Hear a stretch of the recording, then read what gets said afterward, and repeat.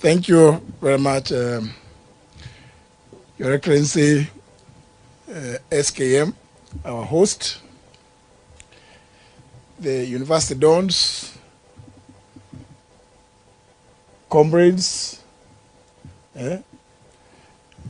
colleagues, members of parliament, other invited guests.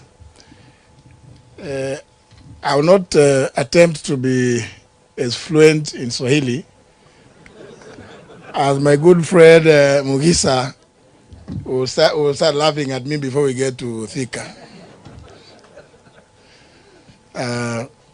But let me give thanks to His Excellency Stephen Kalonzo Musyoka for indeed inviting us to come and listen to the leaders of thought and research alongside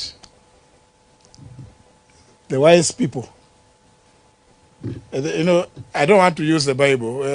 It says when you say wise men, you include the women. I think let's agree they are wise people because they are of both gender. You know, the priest, the preacher, the gentleman who gave us the word. At some point, I thought he was pointing at me because he spoke about surrounding yourself with wise advisors. And because I'm not in a hurry. I know my two brothers may want to leave. Mimi najua. For those who understand Kikamba, Nemusi. In fact, across the main road, my brother Steve, I told you the other time when we were here, across the main road, I also have a small place where I could, if it got very late, and if Steve was to chase me out, I would just cross over and sleep. Kwa hivyo niko nyumbani. But the reason why I say I thought the preacher was addressing me is because something that I've told Kenyans in the past. And let me just repeat it so that you can see how it fits to what the world told to us was all about. Immediately, Kenya Kwanza took office.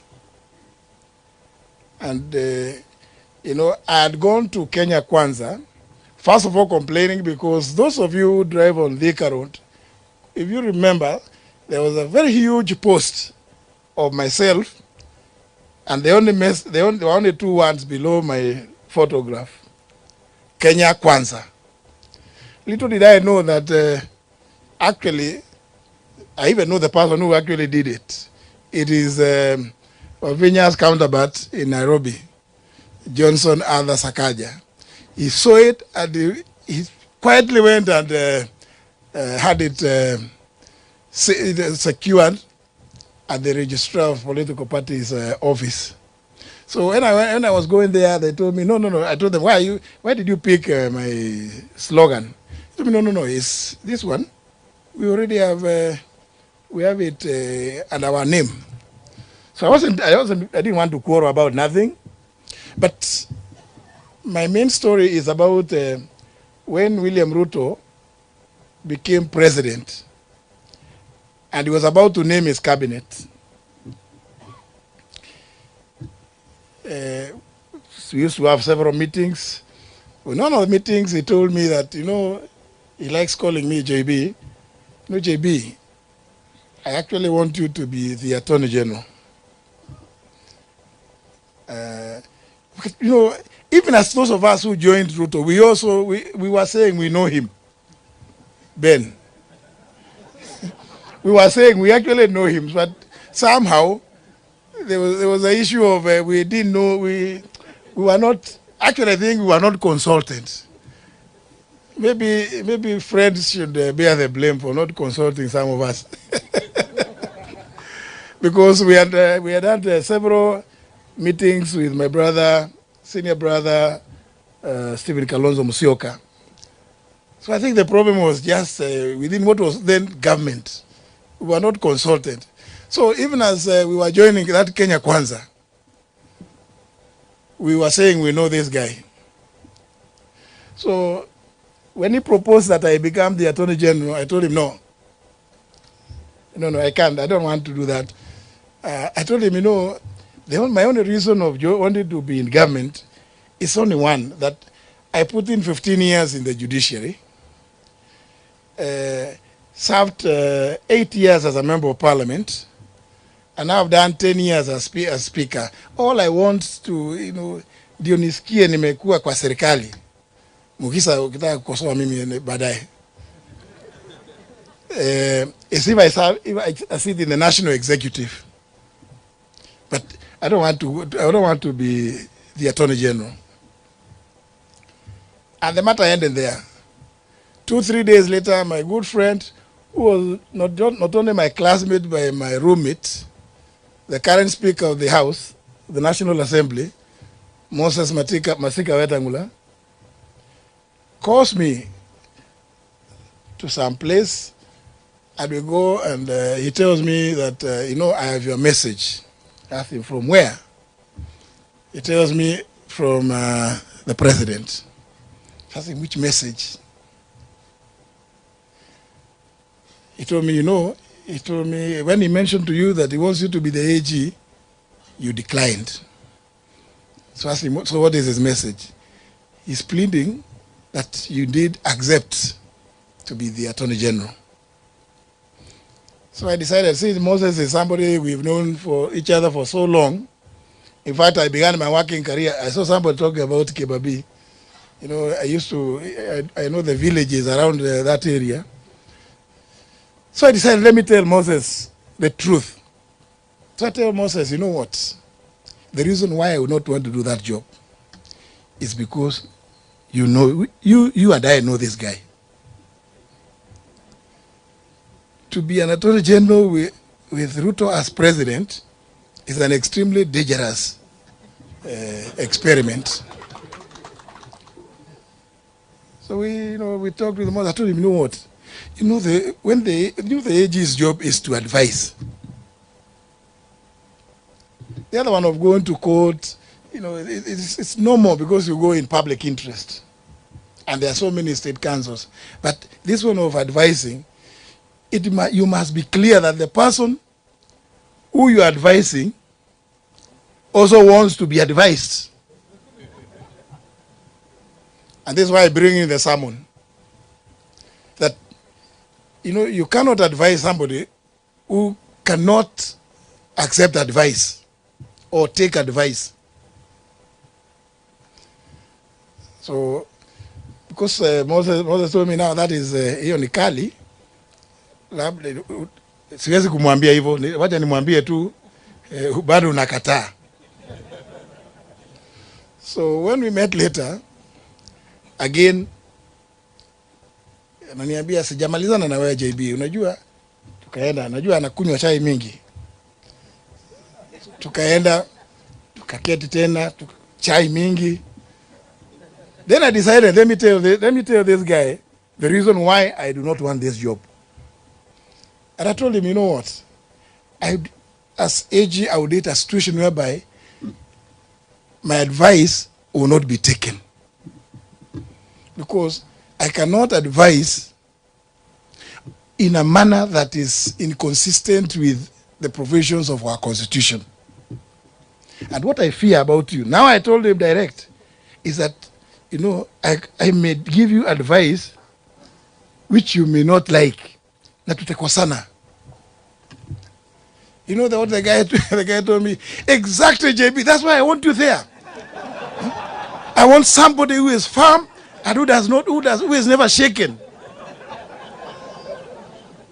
Now, my friend Mugisa, kama mtu amekwambia ati hiyo ndio sababu anakutaka pale, so nikamwambia, if you promise that you will never interfere with my advice, my work as Attorney General, then you can go ahead and announce the cabinet. Because my stories are long. I'll not go beyond that. But you can see why this sermon I felt was quite appropriate. You must surround yourself with wise men, wise advisors. And also, you see, within the context of governance, people must appreciate the country, that the country is bigger or greater than any one individual. It does not matter. We've been told about issues about in fact, it's His Excellency who told us about the $1 people living below $1 a day. If that cannot concern you in leadership, such that whatever it is, whatever decisions you take are acutely informed by the desire to lift those that live below $1 a day in the country, then you are not worthy in a position. You cannot take oath in public. And of course, remember our constitution says the president must be sworn between the hour of 10 a.m. and 2 p.m. Wakili Wanjiru. So you take oath in broad daylight to protect, preserve, uphold, and defend the Constitution. Among other things, also the dignity of the citizens. And then, soon thereafter, human life means nothing to you. Human life means nothing to you. That you watch human life being taken away. What they say in Kiswahili, again, kiholela. Surely. And you want people to keep quiet so that you can remain in leadership? I'm sure, my good brothers and sisters,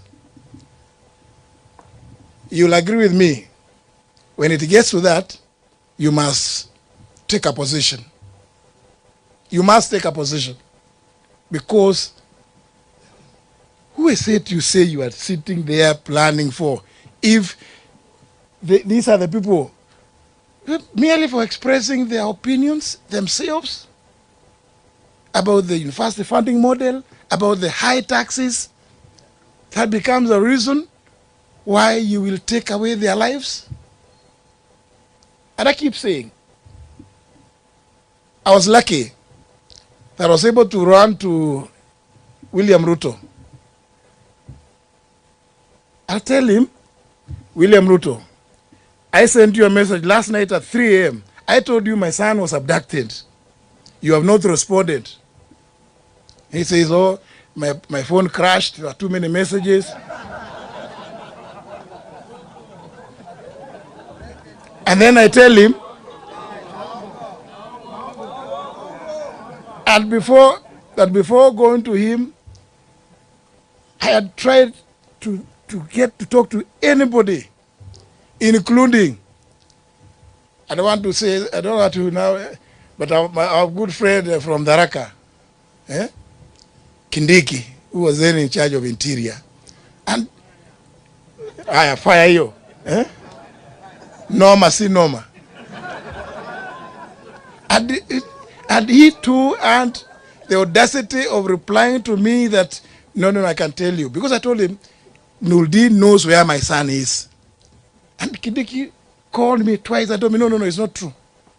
I have spoken to Nuldin. Asked him, but Kindiki, if you have spoken to him, why is it that he cannot pick my calls?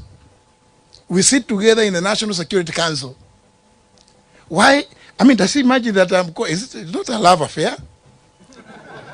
Since last evening, I've been trying to call him and he cannot answer my calls. So I go, given that situation, Mugisa, I drove to State House and I told Kasongo, look, my son was picked, and then he's telling me, oh, my phone crashed. I said, no, just call. Call Nuldin. I'm standing next to him. And he calls Nuldin. He said, Nuldin, are you the one holding Muturi's son? He said, yes, sir. Yafandi, yes. Just release him. And Nuldin says it, and I could hear, Your Excellency, in the next 1 hour, you'll be at home. Surely. I imagine how many parents in Kenya have been agonizing to date. For some of them, we are with you, Wakili Njiro and Dan Manzo. Some of them they don't know where their children are. They disappeared without trace to date. They cannot reach William Ruto. I was lucky. I was able to reach him. But isn't it obvious? Does it require any dons? If he calls this one person and he tells him, release him, do we need to go out there asking who has been abducting these kids? I mean, and remember when he was challenged on 27th of December last year at Homa Bay by Raila, he said, I'm going to end it. Much later this year, at the visit, at the press conference they held with the president of Finland, in answer to a question by one of the journalists there, what did William Ruto say? All those who had been abducted have been released and taken to their homes. So Kenyans, do we have any doubts as to who is abducting? Because how would you release somebody whom you don't know where they are? I mean, it's obvious. And then when you turn around and purports to set up a committee, you know, that reminds me, Council Njiro, the Latin maxim, Memo judex in causa sua. You cannot be a judge in your own cause. William Ruto, we have tremendous respect for Makawa Mutua. Makawa Mutua is somebody we respect. In fact, we were with him in the university. He was a year behind me. But surely, because we know people go through, tunaambiwa siku hizi kuna mwosho moja.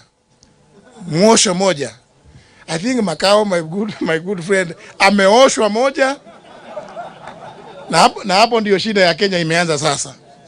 Because it is not possible for you to say you are going to do a framework for compensating those who may have been injured or killed during the protests. It is not possible. I'm going to sit and I want to listen more to these great people, Your Excellency. Thank you very much for listening to me. Well done. Thank you. Umesikia jamba kabisa.